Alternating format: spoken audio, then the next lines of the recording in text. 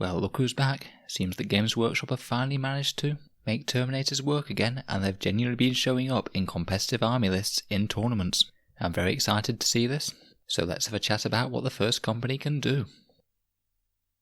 Hello and welcome back to Auspex Tactics, the strategy-minded 40k channel, where over the last few weeks we've been going through the Space Marine Codex unit by unit. I think that we've done the majority of the key units in the Space Marine book so far, and there's still so much to talk about. Today we're turning our lens on the standard Terminator squad, so we'll be looking at their rules, any ways that you can buff them with combos, stratagems and warlord traits and the like, and we'll go through how I'd personally field them on the battlefield at the moment. As I said in the intro, I'm very happy to see that these guys can be somewhat viable now. I've had games where Terminators generally feel like Terminators again, imposing hulking death machines that you want to be eliminating as soon as possible before they get to grips with your back line. Typically given to the first company, Terminator armour is some of the most prized war gear a Space Marine chapter can own. There are very few artisans that can work on Terminator armour, so every suit is prized beyond measure, and if a Terminator falls in battle, then the chapter will do their utmost to recover the sacred suits and return them to the Fortress Monastery. Terminator armour is so strong that it can withstand the titanic pressures needed for teleportation, and that means that a squad can be beamed straight into the battle at the darkest moment, ready to lay into the enemy with the rattle of Stormbolter fire and the sheer cumbersome might of their power fists. So let's have a look how all this transcribes to the tabletop and what the unit can do in a game of 40k. Just to clarify, I'm going to be talking about the standard Terminator squad in this video, so that's the ones armed with the Stormbolters and Power Fists. I'm also not going to be talking about the Tartarus or Cataphracti pattern Terminators. I'm planning to do a video on them in the next week, so we'll be talking about their relative advantages and drawbacks in comparison with the Terminators in a separate video.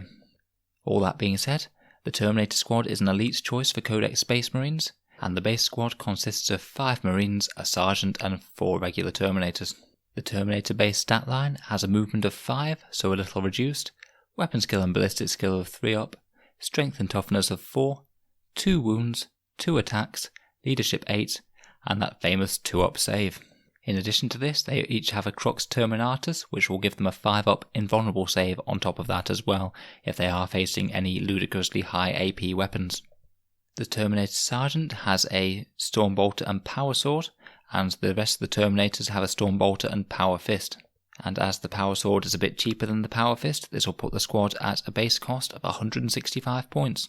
You can buy in additional Terminators for a cost of 34 additional points per model, including war gear, up to a maximum squad size of 10.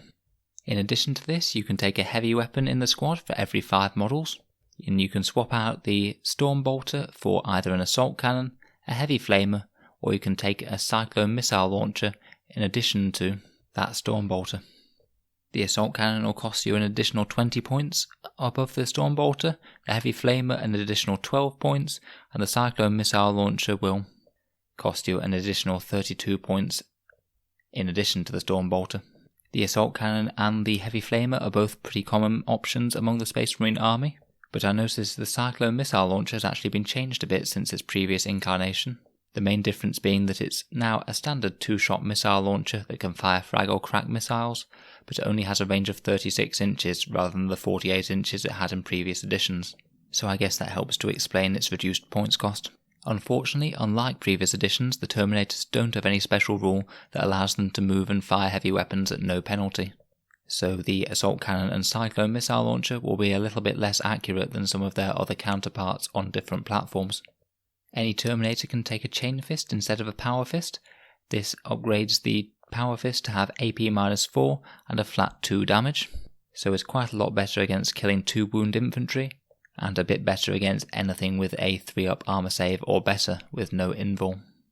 I'd say that this is a take or leave type option.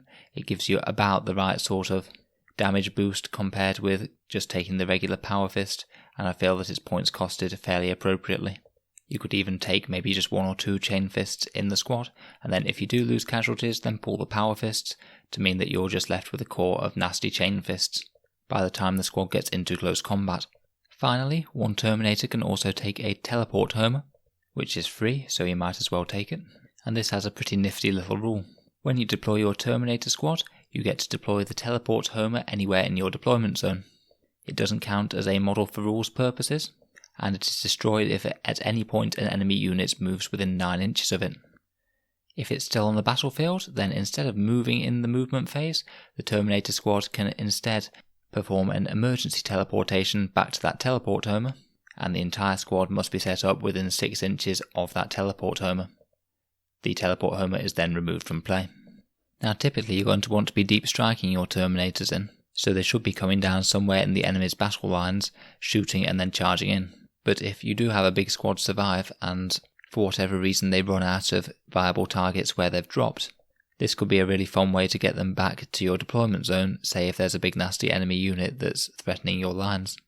If that's true, then there's every chance that the teleport Homer might get destroyed very easily, but if the stars do align, then it gives you one extra option to provide some mobility to some otherwise very slow Terminators, and as it doesn't have a points cost, you may as well put it down every game and just see what happens.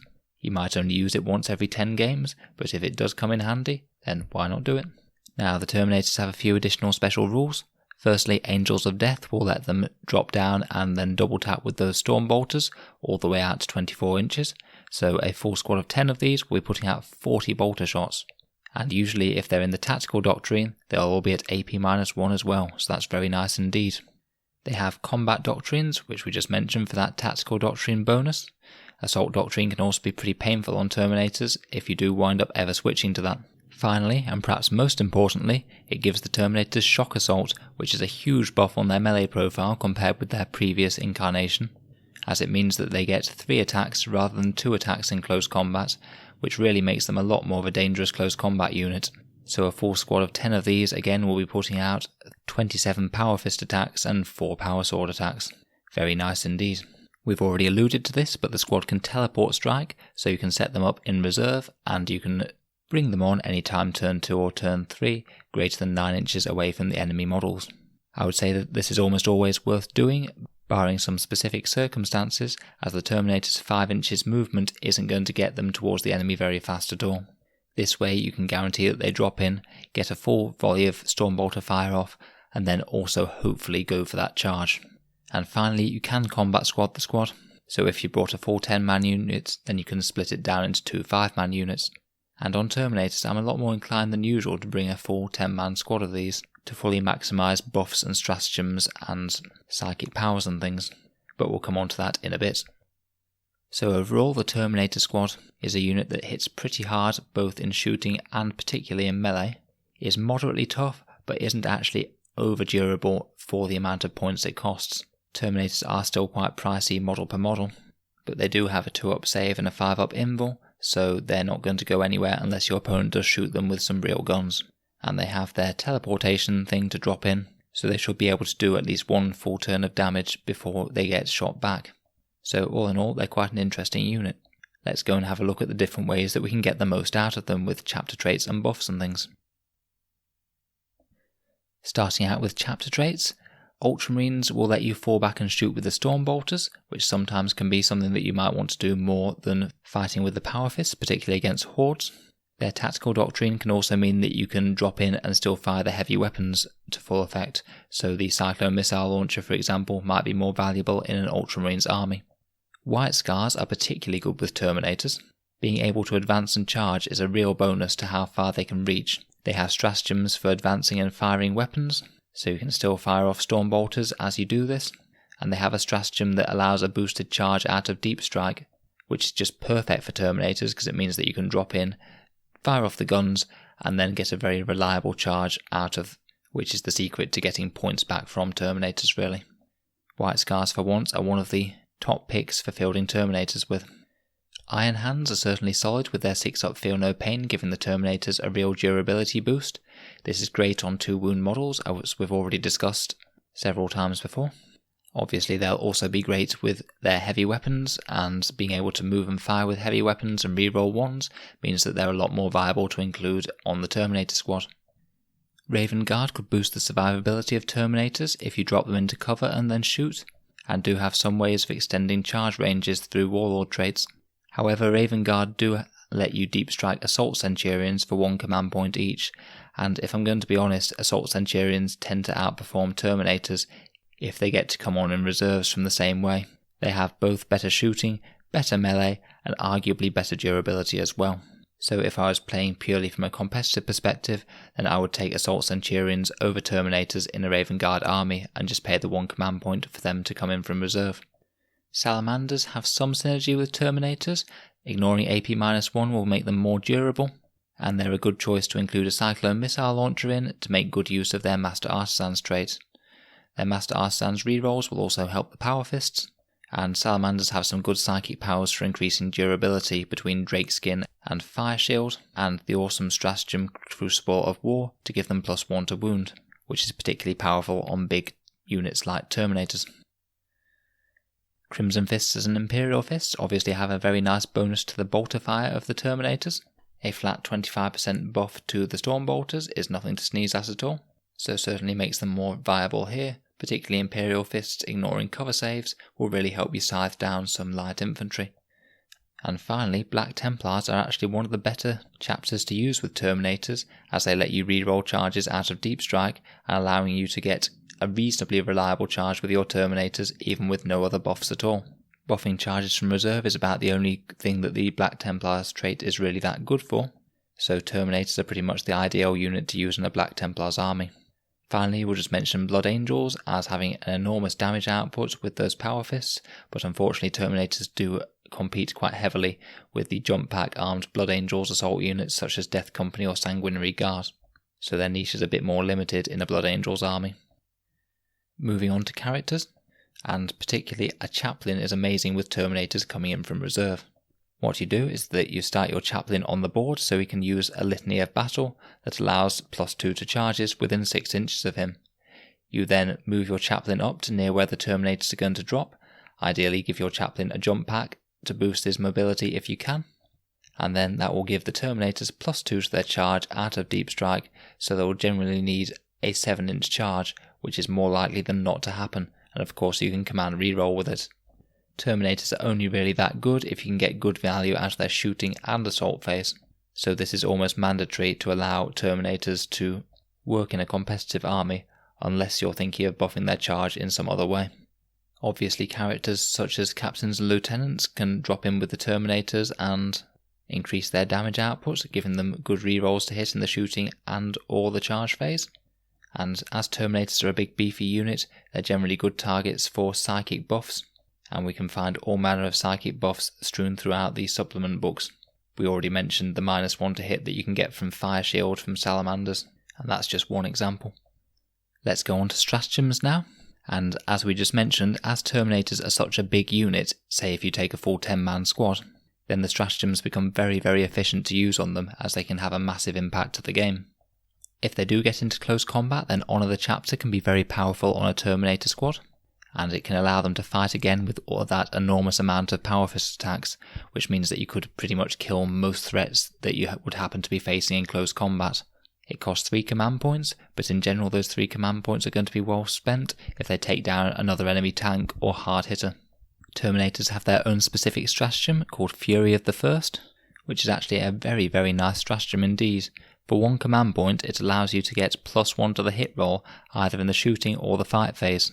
+1 to hit with 40 Storm Bolter shots could easily be worth a command point, netting you about 7 extra bolter hits on average, and its value only goes up if you brought some heavy weapons along.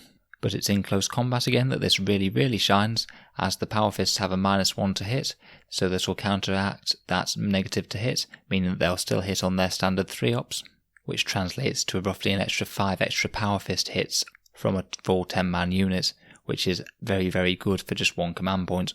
You can even combine this with Honour the Chapter, so you could be fighting twice, hitting on 3s both times, to get a ludicrous amount of Power Fist hits. Transhuman physiology is always worth thinking about with infantry units, particularly Terminators who have a low toughness and a high armour save. They might be hit with a bunch of strength 8 weapons that would wound them on 2s, and if you activate transhuman physiology, then you'll be almost halving the amount of wounds that they take. Probably the single best place to use this is when they're being stomped on by an enemy knight, as this will mean that far, far fewer Terminators succumb to those stomp attacks that are strength 8.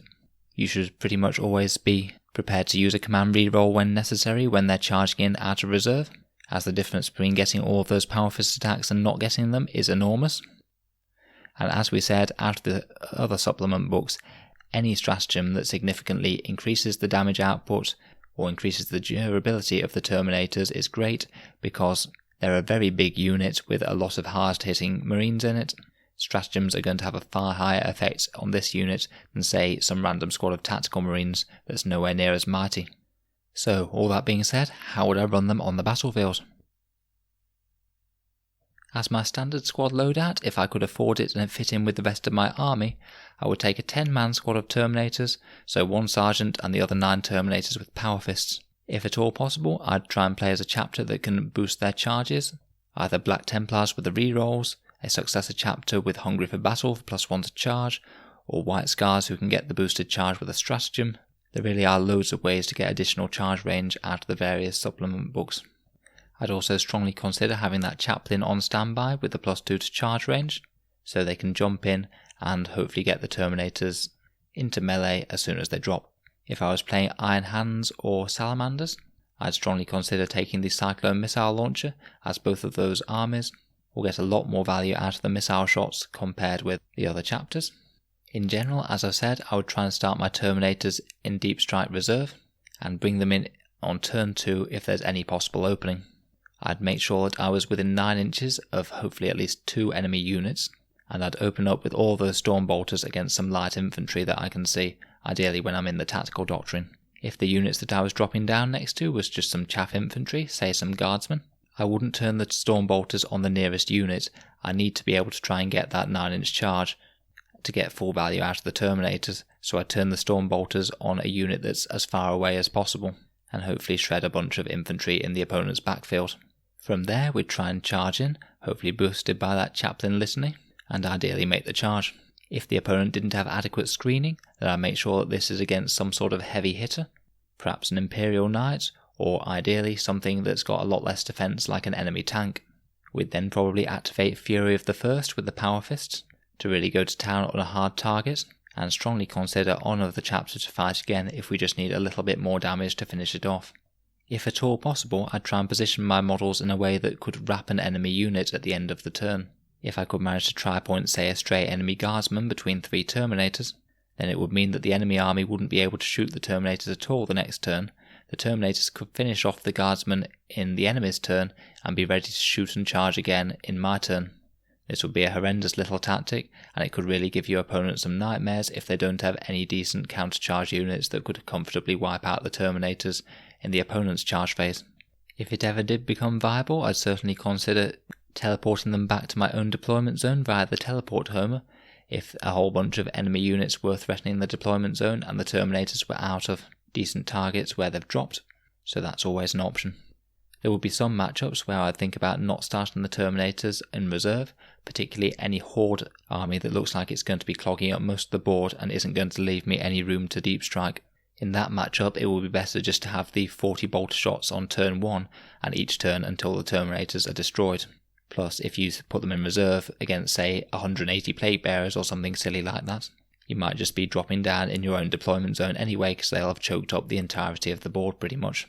If you can, it's always worth trying to get the Terminators to be in cover, whether you're dropping in or whether you're starting them on the board, as having a combined 1+ save essentially is pretty darn powerful, and it helps to really increase their survivability. If you are taking Terminators in your army, then there are a few other units you need to try and consider. Firstly, you should consider the other 2 patterns of Terminators, the Tartarus or the Cataphractide Terminators, both of which offer their own advantages. I particularly like the Cataphractide's 4+ invul save, but we'll go and talk about that in a video in the coming week. Also, Assault Centurions are certainly a great pick.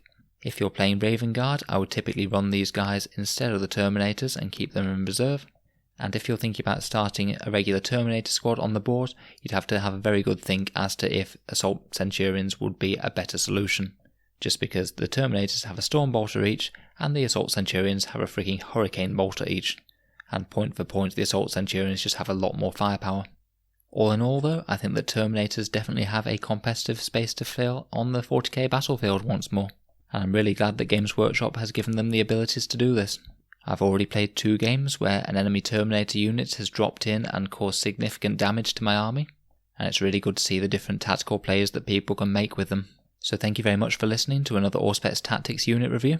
I think the next Space Marine unit we'll be going for will be the Devastator Centurions, which have certainly become one of the nastiest units to face in the Space Marine army, I think, so I'm looking forward to getting into them.